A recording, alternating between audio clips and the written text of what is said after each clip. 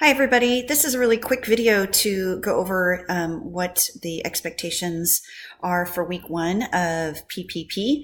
So I'm just going to be covering week one, so older adult and adult.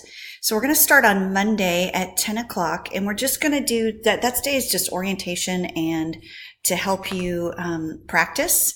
And you will see that on Blackboard there's a competency list that I've provided, and please keep in mind that is not an all-exclusive list. It's just an idea of some things for you to study and to prepare for.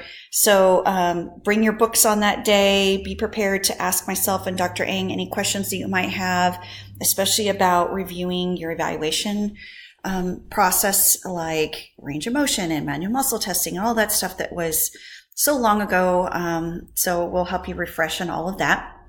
And so that day is basically as long as you need. So we'll start at 10 and, we'll go into the afternoon as long as you feel like we need to. On day two, on Tuesday, starting at 10 o'clock, you will receive your case. So you're going to receive a paper case, and on your own, you will start preparing for your evaluation that will occur in the afternoon. You will see that on Blackboard, I've provided a blank evaluation form for you, so you're not starting from scratch. But do keep in mind that you will need to revise that evaluation form based on your client. So for example, if your client is a hand client, like they have a distal radius fracture, then a lot of that form will need to be adapted. If it's a psychosocial case, if it's a mental health case, then it will need to be adapted. So it's a nice template to start with. You will need to add and delete as needed for your particular client. So starting at 12:30, we will actually have our patients there starting at 12:30. I will post a schedule on Monday of when each of you will be conducting your evaluation, so you'll know the day before. And so you will have exactly 50 minutes to complete a full evaluation of your client.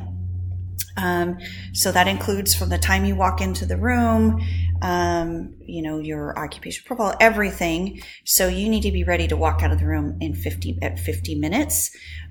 So even if you're not done, you'll still need to walk out and leave. So let's say you're scheduled at 12:30, you'll literally walk in the room at 12:30, and at 1:20, you will have to be ready to go and leave the room. So you can bring with you anything that you need to conduct that evaluation, especially your evaluation form, things to write on, all of that good stuff. Once you're done evaluating your client, you're going to go ahead and leave the room, and you can start doing your write-up. You're going to write up your full evaluation report, just like you're going to do in the real world. You're going to write at least 3 functional problem statements. Please go back to your documentation book on how to write functional problem statements.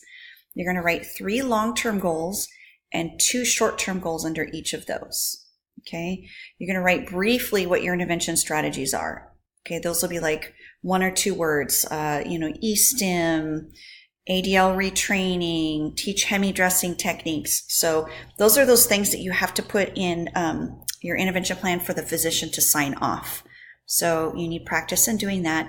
And then what would your evaluation plans be? Reevaluate in 3 weeks, reevaluate in 6 weeks. And then what would you do to reevaluate? Okay, so that is your write-up, and that is due the following day. So you have until the next day to write that up. Okay, so that is due by 9 a.m. on Wednesday. On Wednesday, you actually don't need to come onto campus. You have all day to work on creating 2 intervention sessions. And you are going to document what those intervention sessions would look like on a form that is provided for you on Blackboard. And it looks like this. At the top, you're going to write, so you're going to fill this out twice. So here's one, then here's the other, and it's available in Word, so you can adapt this. You're going to, in the top here, write what goal or goals are you addressing during your session. Now keep in mind that your intervention sessions, let's say your goal is that you want the patient to be able to put on their socks independently. but one of the reasons why they can't put on their socks independently is they have poor trunk control. You could be working on trunk control in your intervention sessions, but the session had nothing to do with putting on socks, if that makes sense. So keep in mind that just because in your goal it says a particular occupation, you don't necessarily have to be doing that occupation in the session. Then you're going to thoroughly describe your session, and I'll show you an example of what one looks like partially. This is partially filled out. So you can see here I have the goal at the top, and then in the left-hand column here, it says time. So you want to describe approximately how much time you're spending and then a description of what you're doing. So this says for the first 5 minutes, talk to client about goals, purpose of session, ask about their home occupation program, place gait belt on client. Then for the next 5 minutes, I've got a description here. So this could take a couple pages. That's why it's in a Word document. So you really want to make very clear what are you doing, we really want to make it look like skilled intervention. You are going to circle what intervention types you use during that session and what approaches you're using. Then at the bottom, you're going to include what frame of reference or models of practice you're using. It could be a couple. And then your justification is going to be on a separate page. It's going to be at least a half a page long, and you really want to justify why did you do what you did. And you're going to include references. So you're going to create 2 intervention sessions like this, and you're going to email it to me. And let me go back to the syllabus.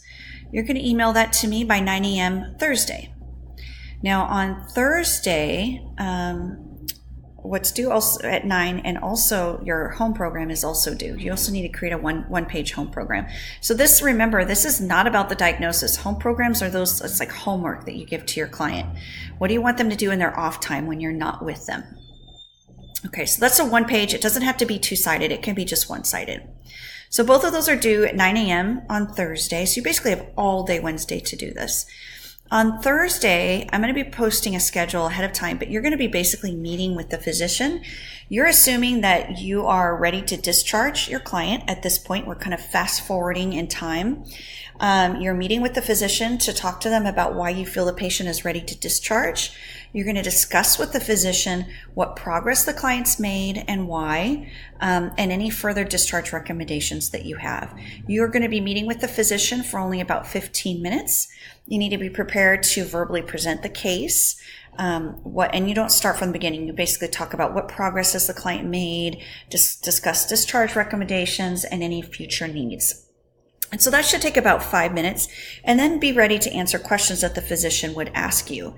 You need to be able to verbalize why you feel the client's ready for discharge, any discharge recommendations. And what you really need to be prepared for is to really verbalize how OT has contributed to the client's progress, because this is your time to really sell OT. And then you might also be asked about what other programs you feel could be developed for this population. That's that doctoral level, a little bit higher thinking. So just be prepared to answer questions from the physician. So that's Thursday. You'll only come on campus for 15 minutes. You're done at that point. You can go home, and then you're going to write a discharge SOAP note, and that's due on Friday. If you finish it Thursday night and you want to turn it in to me so that you have Friday off and you can celebrate, go for it. Because all you really need to do now is write a discharge SOAP note. Please go into your documentation book to see how to write a discharge note. And it's typewritten, not handwritten, emailed to me, and that's it. So that is week 1 of Triple P.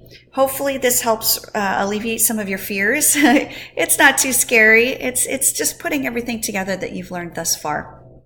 So all of these documents are available to you on Blackboard. Please don't hesitate to email me if you have any questions. All right, I look forward to seeing you week 1.